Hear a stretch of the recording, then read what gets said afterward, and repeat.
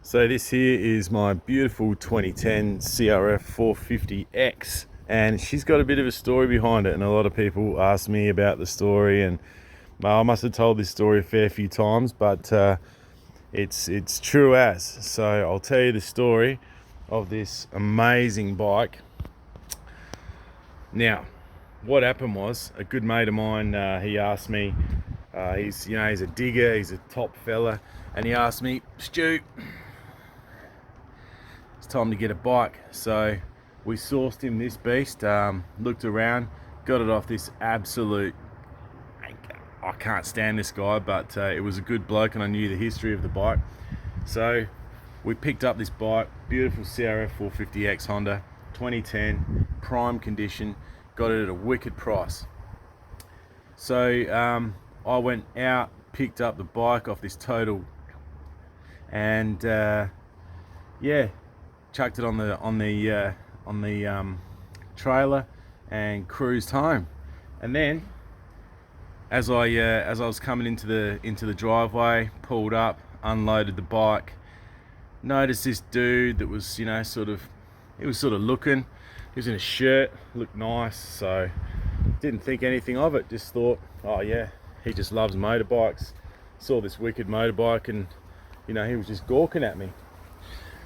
Well, that night the old girl got flogged while I was asleep. This and my beautiful gas got stolen, and yeah, she was gone. So I'm out $4.5 grand, which I paid back to my good mate Daz. Love you, Daz, you're a legend.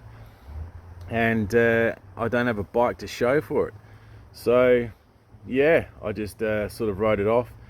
Gas got found after a couple of weeks, so I was pretty happy about that. Still had one bike, but about 1.5 years later, this bloke rings me up and he says, hey mate, did you lose a Honda? And I said, yeah.